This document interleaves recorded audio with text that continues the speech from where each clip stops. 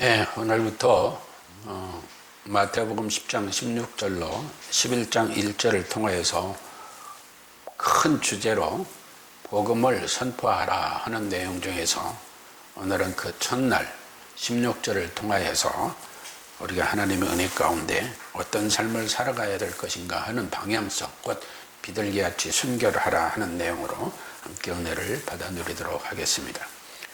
오늘부터 증거되는 말씀은 예수님께서 12 제자를 부르시고 보내시는 지침의 연속이라고 할 수 있습니다. 아브라함을 통해 하나님께서는 이스라엘 백성들에게 언약을 주시고 출애굽기 13장 17절 이하의 말씀대로 이스라엘 백성들이 언약의 백성, 하나님의 선택된 백성으로 삼으시고 그들을 양떼라고 부르셨습니다. 특히 에스겔 34장 11절로 12절을 보면 나 주 여호와가 이렇게 말하노라. 보라, 내가 친히 내 양을 찾아보고 돌아오게 하리라. 목자가 양 가운데 있는 날에 양이 흩어졌으면 그때를 찾는 것 같이 내가 내 양을 찾아서 흐리고 깜깜한 날에 흩어진 모든 곳에서 그것들을 건져낼지라. 다시 말하면 이스라엘 백성들이 선민이라 하지만 그들이 양같이 흩어져서 살아가는 노정이 흐리고 깜깜하다는 것입니다. 이 말씀은 하나님께서 직접 이스라엘을, 즉 그 양떼를 구원하시고 회복하시겠다는 언약이기도 합니다. 그러므로 예수님께서는 제자들을 보내시게 되는데 그 보내시면서 지난주 등 우리가 함께 은혜 나눈 바와 같이 무엇을 전해라 했느냐? 하나님 나라의 은혜를 구하라, 즉 천국 복음을 전파하게 하셨습니다.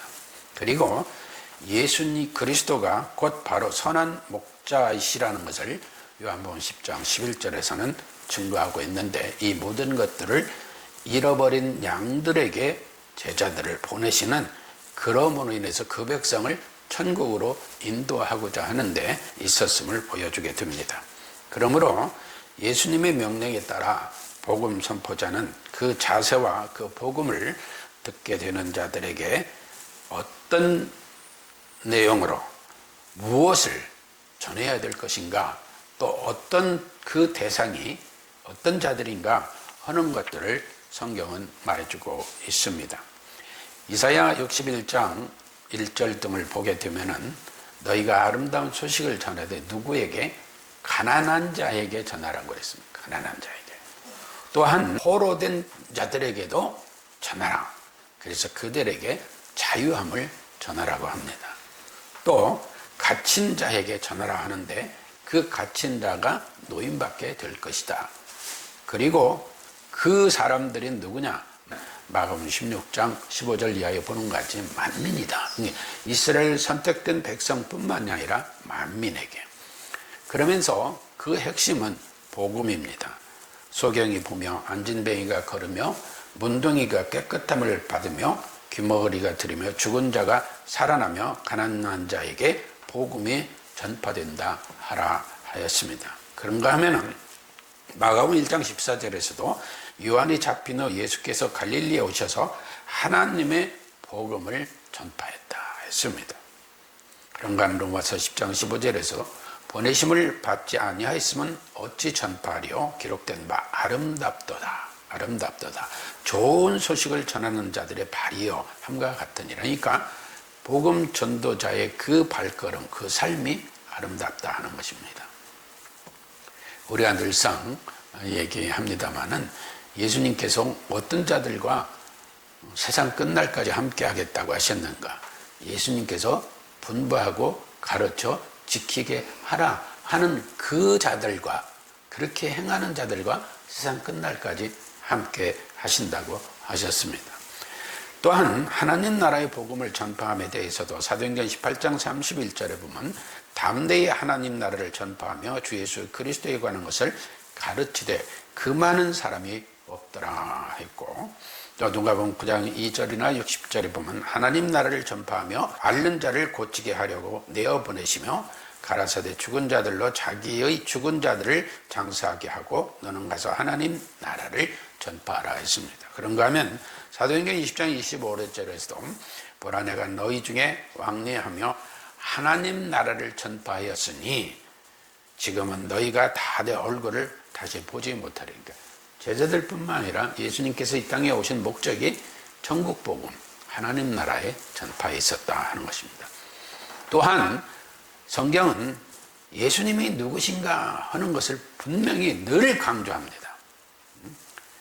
예수님의 신분에 대해서 강조하는 거죠. 그러니까 그분이 누구냐? 여러 가지 내용들이 기록되어 있습니다만은 사도행전 9장 20절에서는 하나님의 아들이심을 전파했다라고 합니다. 그러면 이와 같은 것들을 우리가 전하는데 이러한 복음을 선포하려면 어떠한 자세가 필요할 것인가 할 때 뱀같이 지혜롭고 비둘기같이 순결하라 했습니다. 그런데 이 순결이라는 말이 무슨 말이냐? 아케라이오 해가지고 그냥 어떤 것과 섞이지 않은 것, 혼합되지 않은 것, 또 죄의 면에서는 죄가 없는 것, 이런 걸 얘기합니다. 그래서 그러나 칼빈 같은 경우는 이걸 어떻게 해석했느냐? 핸드릭슨과 마찬가지로 진리를 선포하는 제자들이 당할 고난에 대한 자세를 지적한다는데 이견이 없다라고 주장하고 있습니다. 그러니까 제자들이 복음을 전도하러 다니는데, 즉 천국 복음을 전하며 다니는데 그들이 당할 고난을 얘기한 것이다. 이것은 이 순결만 얘기한 것이 아니라 11장 1절까지 이어지는 전체적인 내용을 총체적으로 취합해서 결론을 낸 것이 아닌가 생각을 합니다. 그러므로 우리가 한 가지 생각할 것은 문맥상 뱀 같은 지혜, 이거 어떻게 이해를 할 수 있어요? 뱀은 흉물로 우리가 생각하잖아요. 악의 상징, 악의 표상으로 생각하는데 어떻게 뱀같이 지혜로우라 하는가? 그래서 어떤 사람들은 야곱같이 교활해도 하나님께서 복을 주신다, 그런 거 아닙니다. 그런 거 아니에요. 저는 야곱같이 교활하지 말라 하는 말씀으로 성경을 보고 싶어요. 야곱이 하나님의 선택을 받았지만 그 선택은 하나님께서 긍휼히 여기셔서 언약을 성취하는 과정에서 야곱을 선택했다는 거지 야곱같이 살아도 된다, 그건 아니라는 거예요. 야곱의 경우엔 형과의 관계에서도 인간적이지 못한 행동을 보이게 됐죠. 예수 그리스도가 믿어진다고 하면서 성도들이 나도 야곱같이 살아도 결국에 하나님께 기도하고 하나님께 매달리면 하나님이 복을 주실 거야, 그렇게 생각하시면 안 된다고 생각을 해요. 야곱의 어떤 면이 잘못되었고 야곱의 어떤 면이 좋았는가 하는 것을 우리가 깊이 새겨야 돼요. 그러면서 성도라면 삶의 자체가, 삶 자체가 하나님 말씀의 지혜와 순결성에서 유지되고 있는가 하는 것들을 생각해야 된다는 거예요. 그렇지 않으면 바리새인과 같이 율법주의에 빠져서 온갖 의식을 행하게 되고 그것이 신앙이요, 자기가 정도의 신앙을 가고 있다는 오해에 빠질 수가 있습니다. 그러므로 야고보 1장 27절은 말합니다. 하나님 아버지 앞에서 정결하고 더러움이 없는 경건은 했어요. 정결하고 더러움이 없는 경건은 고아와 과부를 그 환난 중에 돌아보고 또 자기를 지켜 새 속에 물들지 아니하는 이것이니라. 새 속에 물들지 말라는 거예요. 그런데 그냥 나 예수 믿으니까 내가 주장하는 것들이 다 맞으니까 나는 어떻게 살아도 괜찮아? 그거 아니라는 거죠. 그건 아니에요. 그래서 우리가 지난주에랑도 함께 은혜 나눴습니다만은 항상 예수님은 제자들에게 참 말씀하신 게 뭐냐? 너희들 전도 나갈 때 금운동에 미혹되지 마라. 이거는 세속적 가치에 유혹되지 말고 그거에 넘어지지 말라는 것입니다. 물론 욕심 없는 사람이 어디 있겠어요? 다 누구나 욕심은 있습니다. 그러나 남을 남에게 해를 끼쳐가면서 자기의 과도한 욕심을 부리는 것은 죄악이라는 거죠. 그건 어떻게 무엇으로도 용납될 수 없는 일이라는 겁니다. 그러므로 이러한 말씀의 의미는 예수 그리스도께서 이미 산상보훈에서 다 말씀하셨다고 그랬어요. 순결, 뭘 생각해야지? 그러면 우리는 먼저 산성부원을 생각해야 돼요. 예수님 뭐라고 하셨어요? 심령이 가난한 자, 애통하는 자, 의에 줄이는 자, 긍휼히 여기는 자, 마음이 청결한 자, 화평케 하는 자, 의를 위하여 핍박을 받는 자, 또 예수 그리스도의 복음 전도를 하다가 욕을 당하고 핍박을 당하는 자, 또한 그러므로 너희는 이런 일을 행하는데 너희가 세상의 소금이다. 또한 너희가 세상의 빛이다라고 말씀하셨습니다. 이걸 우리가 알고 순결의 의미를 생각하고 뱀같이 지혜로운 걸 생각해야지. 아, 그래, 내가 신앙생활 해.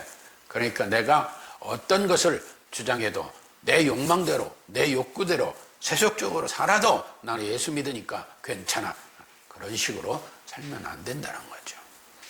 또한 마태복음 11장 28절 이하에 보면 수고하고 무거운 짐진 자들아 다 내게로 오라. 내가 너희를 쉬게 하리라. 나는 마음이 온유하고 겸손하니. 누가? 예수님이. 온유하고 겸손하니. 근데 예수 믿는 사람들은 온유하고 겸손해야 돼요. 가끔 서은철 목사도 연했다는 막 성질이 나고 파라락 할 때 있는데 그걸 누그러뜨리고 온유해야 돼요. 온유. 그리고 모든 일에 남보다 높아지려고 하지 말고 남을 위압적으로 누리려 하지 말고 겸손해야 돼요. 남을 존중할 줄도 알아야 돼요. 이게 예수님의 성품이에요. 근데 우리가 예수님 믿고 예수님의 성품을 따라 산다고 하면서 온유와 겸손이 없어요. 그러면서 순결하다? 아니에요. 그게 지혜롭다? 아니에요. 지혜 아니에요. 그런 거 아니에요. 그러므로 저는 살펴봤습니다. 사도 바울의 삶과 그는 어떤 권면을 했는가 성경에서 한번 봤어요. 고린도후서 2장 15절에 보면 우리는 구원 얻는 자들에게나 망하는 자들에게나 하나님 앞에서 그리스도의 향기니. 그러니까 이 사람은 예수 믿고 구원받는 사람이야.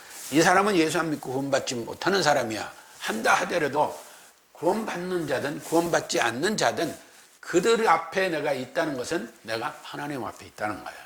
그래서 하나님 앞에서 그리스도의 향기를 그들에게 드러내야 된다는 거죠. 이게 순결성이에요. 또한 디모데후서 4장 2절을 보면 너는 말씀을 전파하라. 때를 얻든지 못 얻든지 항상 힘쓰라. 그런데 범사에 오래 참음과 가르침으로 경축하며 경계하라. 이게 뭐예요? 이렇게 복음 전도를 산상보훈적으로 온유하고 겸손한 마음으로 복음을 전한다고 할 때 오늘부터 우리가 은혜 나는 모든 말씀에서 같이 핍박이 있어요. 어려움도 있어요. 고난도 있어요. 그럴 때 어떻게 해야 된다? 오래 참으라. 오래 참으라. 또 로마서 16장 18절 보면 이 같은 자들은 우리 주 그리스도를 섬기지 아니하고 다만 자기 배만 섬기나니 공교하고 아첨하는 말로 순진한 자들의 마음을 미혹하느니라. 어떤 사람들이 거슬러 올라오면 17절에 너희를 권하니 너희 교훈을 거스려 분쟁을 일으키고 거치게 하는 자들이라고 했습니다. 그러면서 19절에 너희 순종함이 모든 사람에게 들리는지라. 그러므로 내가 너희를 인하여 기뻐한다. 그러니까 사도 바울은 하나님의 말씀에 철저하게 순종하는 그런 사람들을 기뻐한다. 그게 뭐예요? 오늘 우리 성도들이 그렇게 살아야 된다는 거예요. 그렇게 살아야 된다는 거예요. 그런가 하면 데살로니가 2장 9절을 보면 형제들아 우리 수고와 애쓴 것을 너희가 기억하리니 너희 아무에게도 누를 끼치지 아니하고 밤과 낮으로 일하면서 하나님의 복음을 전파하였노라. 그러니까 사도 바울은 금운동에 미혹되지 않고 무력을 가지지 아니하고 이 복음 전도인데 어려울 때는 스스로 장막 지는 일을 하면서 그 수익을 가지고도 오직 복음 전도를 해 애를 썼다는 거예요. 그래서 그걸 수고와 애쓴 것이라 이렇게 말하는 거예요.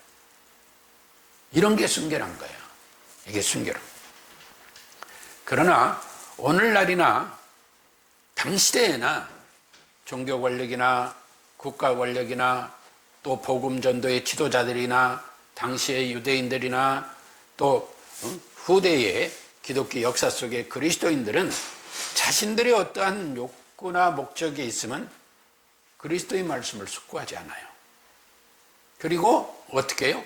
자기 생각대로 행동합니다. 그런 과정에서도 우리 그리스도인들이 요소요소에 정가에나 관계에나 법조계나 군대에나 다 분포되어 있잖아요. 그런데 우리 역사 속에서 보게 되면 무슨 일이 벌어지느냐, 우리 그리스도인들은 어떤 행동을 보였느냐, 우리가 생각해 보면 참으로 부끄러울 때가 너무 많이 있습니다. 인혁당 사건 아시죠? 인혁당 사건. 1차 1964년에 방공법으로 처음 체포합니다. 그리고 2차에 74년에도 국가보안법으로, 그리고 그들을 재판에 넘겨 고문 이런 거 이루 말할 수 없죠. 왜? 조작 사건이니까. 그래가지고 4월 8일 날 74년 4월 8일 날 대법원에서 사형 선고를 받는데 얼마 만에 사형해버린지 아세요? 하루도 아니에요. 18시간 만에 다 죽여버렸어요. 그런데 그 우선들이 지금 뭐 합니까? 인혁당 사건 재심에서 다 무죄 나왔잖아요. 그러면 그때 우리 기독교 지도자들은 뭐 했나? 우리 그리스도인들은 뭐라고 했나? 광화문에 가서 그러지 말라고 외쳤나요? 아니에요. 한 사람도 없어요. 오히려 힘 있는 지도자들은 거기에 빌붙어 가지고 자기들의 욕구를 충족시켰어요. 그런가 하면은 여러분들도 잘 모르실 거예요. 젊은 학생들도 교육을 안 받아서 몰라요. 한올회 사건이라는 게 있어요. 한올회. 이게 1981년 12.12 군사반란이 일어나잖아요. 그래서 광주에서 5.18 사건이 일어났어요. 전두환이 신군부가 그 정권을 이어가는데 무슨 문제가 있느냐? 정통성을 인정받지 못하는 거예요. 외부로부터는 물론이고 국내적으로도. 그러니까 이 정치적으로 취약했던 신군부가 뭘 계획하느냐? 이제 똑같이 인혁당 사건과 유사한 일을 벌이게 되는 거예요. 그래서 사회 곳곳에서 저항이 일어나고 데모들이 일어나고 오니까 이들을 억누르기 위해서 공안정국을 조성을 하게 됩니다. 그래서 이 한올회 사건은 정권 안보를 위해 기획된 대표적인 조작 사건이다라고 역사는 기록하고 있어요. 얼마 되지 않은 일이에요. 그래가지고 1981년 전두환 신군부 정권이 무슨 일을 조작하게 되느냐? 대전 지역에 평범한 어떤 교사 또 청년들 이런 사람들이 모여서 성경 공부 모임을 가졌어요. 데모한 것도 아니에요. 모여서 성경 공부 모임을 가진 거예요. 그런데 이들을 뭐라고 지칭했나요? 반국가 세력이라고 했어요. 반국가 세력. 그래가지고 이들을 공안사건으로 취급하게 됩니다. 그래서 이때 교사, 학생, 청년 등 30여 명이 순수한 성경 공부하다가 붙들려고 하게 돼요. 그리고 1981년 3월 보안사령부에서는 이들을 국가보안법 반국가단체 구성협의체로 강제 연행하게 됩니다. 반국가단체 얘기들이 생각나는 거 없어요? 없어요? 반국가 세력을 일거에 척결하고 누군가 했죠, 그 말. 기억나시죠? 지금 그 일이 진행되고 있잖아요. 꼭 반국가 세력이에요. 우리는 남북 분단의 아픔 속에 있으니까 제일 걸기 좋고 조작하기 좋은 게 그거예요. 가서 고문당하고 하면은 뭐 꼼짝없는 거예요. 그래가지고 이들이 남영동 대공분실에 붙들려가가지고 가진 고문 속에서 북한의 지령을 받았다고 고백하라고 말하는 거예요. 아니 순수한 성경 공부 모임이라니까요.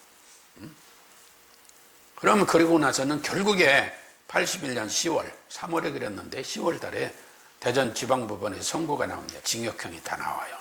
그리고 82년 2월 13일에 고등법원에서는 그 피고인들의 항소를 기각해버려요. 그리고 1983년 2월 11일에 대법원은 이거 확정해버려요. 군대, 경찰, 검찰, 법원, 정치권 아주 그냥 순수한 성경 공부 모임 청년들을 완전히 반공법으로 그냥 가둬두는 거예요. 이 사람들이 얼마나 벌벌 떨어요. 그래가지고 이것이 나중에 진실과 화해위원회에서 이건 조작사건이다 이렇게 나오게 돼요. 이게 44년 만에 2024년 3월에 이걸 재심 청구를 해요. 이게 작년 4월에 2024년 3월에 재심 청구를 했는데 법원에 지금까지도 안 받아들여요. 안 하고 있어요. 진행이 안 되고 있어요. 저는 생각해 봤어요. 기독교 지도자들 81년에 기독교 지도자들은 과연 뭐 했는가? 12.12 사건 때 하늘에 내린 지도자라고 기도했잖아요. 그러면서 그 사람들이 순수한 성경 공부 모임을 방공법에 이렇게 조작해서 하면 되냐고 외쳤어야죠. 여러분, 왜 이런 이야기를 하느냐? 예수 믿으면 뭐 해요? 그런 것을 보면 순수한 성경 공부 모임 어찌 그럴 수 있느냐? 한 거 해야죠. 그런데 강단에서나 밖에서나 우리 교계 지도자들은 그런 얘기를 하지 않았어요. 지금까지도 침묵하고 있어요. 지금도 재심, 하늘의 사건, 조작 사건 빨리 재심 촉구 진행하라고 하는 지도자가 얼마나 있어요, 우리 교계 지도자가. 바로 그런 것들이 순결하지 못한 거예요. 그게 지혜입니까? 뱀 같은 지혜예요? 아니에요. 그 뱀 같은 지혜가 아니에요, 그런 게. 비둘기 같은 순결해요? 아니에요. 순결한 거 아니에요. 예수님은 뭐예요? 너희가 핍박을 받아도 어려움을 당하고 경제적으로 힘들어도 그런 짓 하지 말고 살라는 거예요. 복음을 전해도 그렇게 하지 말라는 거예요. 또한 빌립보서 2장 12절 이하에 보면 그러므로 나의 사랑하는 자들아 너희가 나 있을 때뿐 아니라 더욱 지금 나 없을 때에도 항상 복종하여 두렵고 떨림으로 너희 구원을 이루라. 사랑하는 성도 여러분, 우리가 뱀같이 지혜롭고 비둘기같이 순결하는 말씀을 잘 이해를 해야 돼요.